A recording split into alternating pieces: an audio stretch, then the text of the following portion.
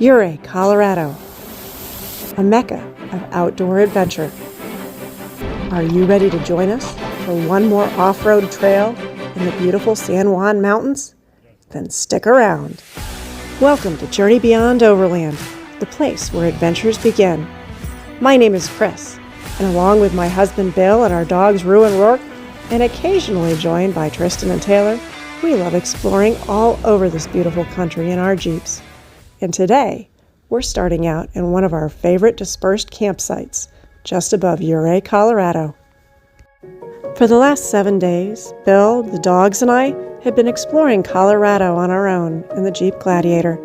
But overnight, another Jeep appeared next to us. A Jeep that was rented from Peak Overland by Bill's children, Tristan and Taylor, who had come out to join us for the next week of exploration. Renting that fully equipped overland vehicle was ideal for them because all they had to do was fly out and enjoy.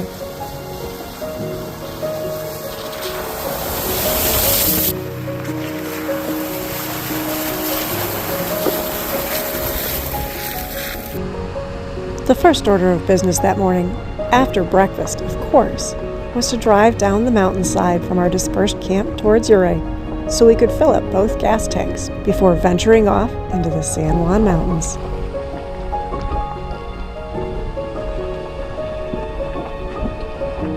The second order of business that day was to locate the Camp Bird Road and find a good place to air down. This particular road is well known as the road to Imogene Pass, but we weren't going to Imogene today. We were headed up to Yankee Boy Basin.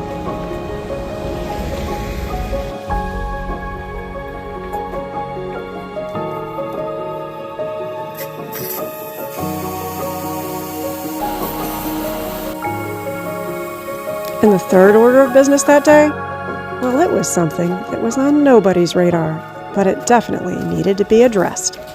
So we got to smell antifreeze? Oh my goodness gracious. And it's smoking? Steaming? So is it the hose or the plastic? It's dumping out of the bottom. I don't think it is. No, look right there. It's running down around because it's running out back here and down the side. The leak's at the top. Be careful, it's coming up. Tighten it. Don't let it flow out. So it's leaking somewhere. It's clear that it's been leaking down the side there. Yeah, it's not a new problem. No, it's not a new problem. I'm glad we could smell it and we figured out what it was. If it was, it stopped dumping out of the bottom. If it was a crack in the bottom of the tank, that would be a continual problem. Correct, and it's just a drip problem. I think it is too. Taylor reached out to Peak Overland to explain the issue. You should communicate with them. Basically, it is the antifreeze is leaking out of the top of the system. Is that what I'm hearing? Gosh, it's like boiling still. And although it was a Sunday, they got back to us almost immediately. And we're working to find local resources to help us. It would be awesome if we clamped it and everything were Jim Dandy fine. Just going to try and tighten the clamp? Except it's not a tightenable spring clamp. No. I don't think I brought any with me. Bill didn't have another clamp, but after Tristan and Bill looked us over, they discovered that there was another clamp that they could swap over. I wish we had your wire thingy tool right now. Yeah, that'd be sweet. that would fix this problem. The clamp on top of this tank needed to withstand higher pressure. The other clamp, it didn't need to withstand quite the same amount of pressure, and so we hoped that it would work. Let's try it. That's better. It's better than it was. And that's all we need. It might just stop a leak, you know? So Let's hope. I'll put the coolant gauge up on the dash and watch that one closely. Yep, because we did lose some, but it's still showing full, so I ain't worried. But next time we're in town, we're buying a gallon. Well, I've got some in the truck, too. You have the red? Yeah, Oh. same. That makes me feel better because I didn't It's know that. Jeep antifreeze.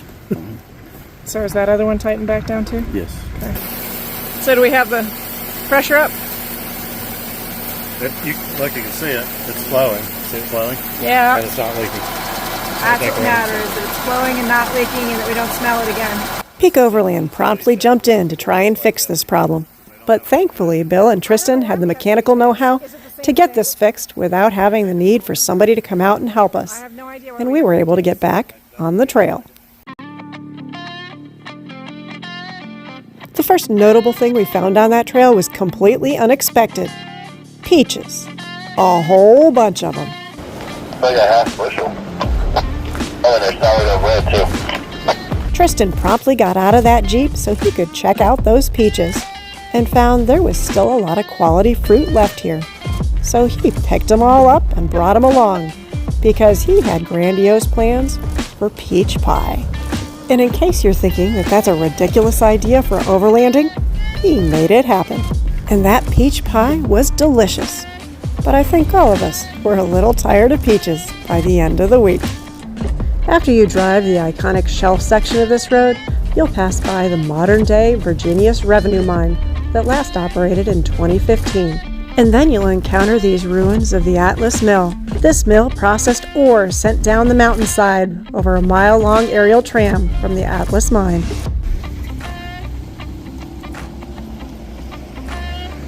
It might not surprise you that I can spend a fair bit of time walking when we're filming like this, but today was not one of those days. Thanks so much to the gentleman in the Ineos Grenadier who allowed me to catch a lift and say hello to his dogs on the way. Thank you very much. The dirt and gravel road that leads from Ouray all the way out to Yankee Boy Basin is a little over 9 miles one way. The first 6 miles of that road is basically an easy Forest Service road. After the split between Governor Basin and Yankee Boy Basin, this road gets just a touch rougher. Despite that, you'll find an awful lot of two-wheel drive, low-clearance vehicles trying to maneuver their way up this section. And that's because this area is not only known for its scenic views and beauty, but for its wildflowers in the correct season, as well as its many waterfalls.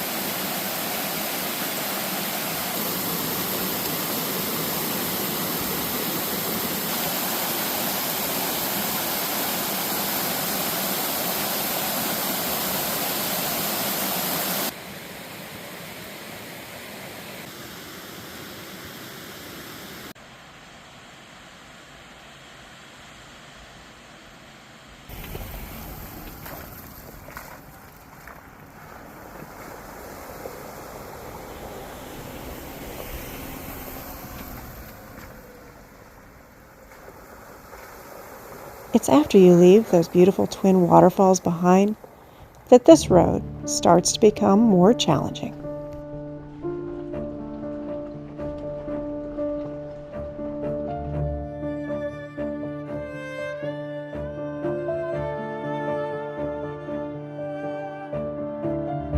And when you start heading up those first switchbacks towards the top, you better make sure you're in a 4x4 high clearance vehicle.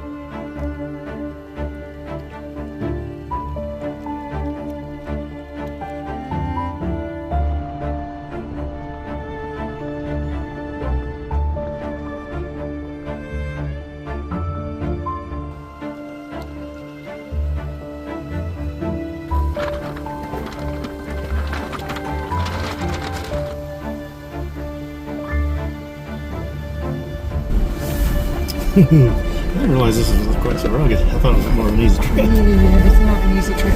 Talking that.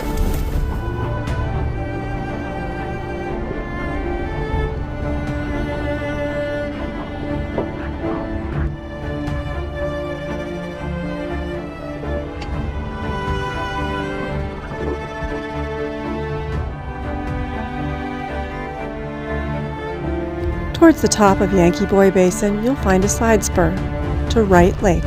This lake was named after a family who built a cabin and mined near here.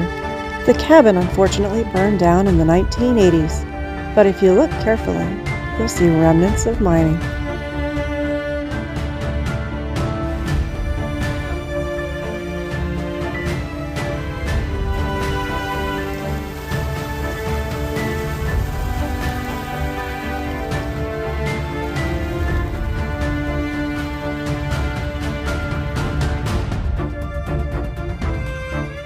The Wright Lake Spur Trail is only about a half-mile long, and it's one of the easiest roads on this mountainside. It's also a perfect place to stop and enjoy lunch, before heading up as high as you can on that mountain.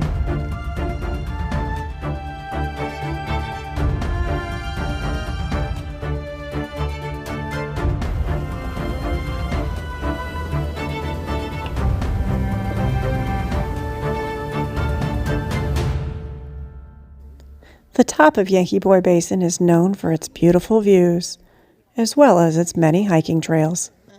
While we were here, there was a large group of volunteers building a rock retaining wall along one of those hiking trails.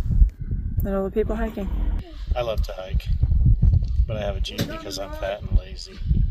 There's no way I'm going to hear that over the other guy yelling. I'm going to say so everybody hears it. The Yankee Boy Basin Trail is a little bit different than others in this area. If you're looking for mining history and mining ruins, you'll find a few here and there along the trail. But this is not where you come to see those.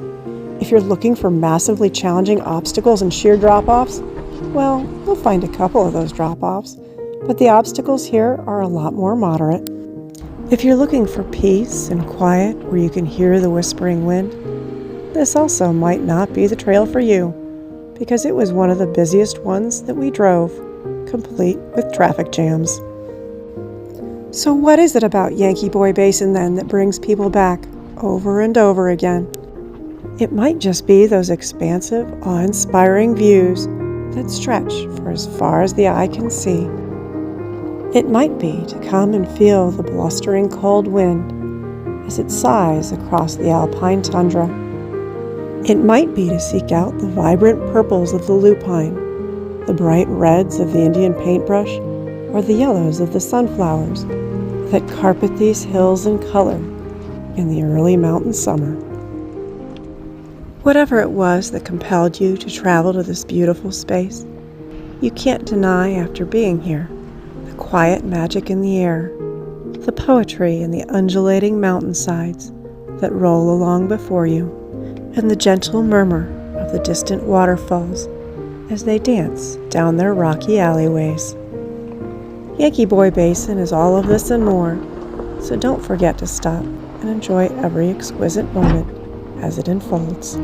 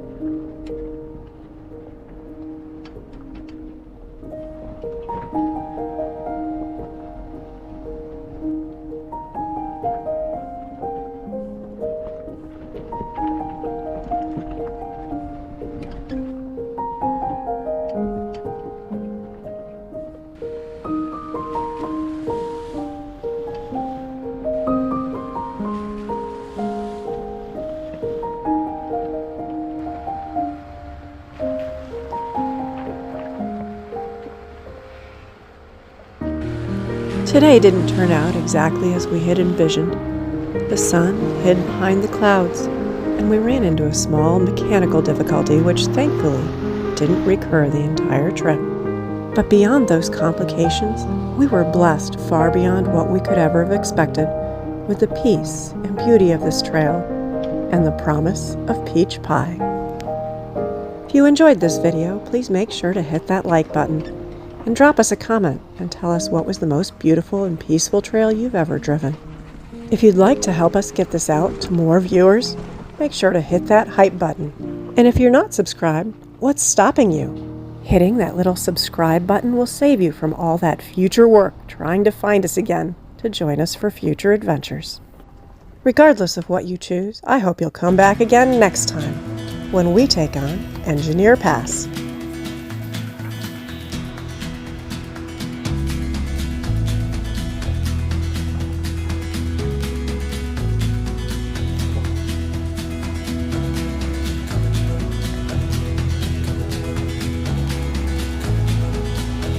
Carries.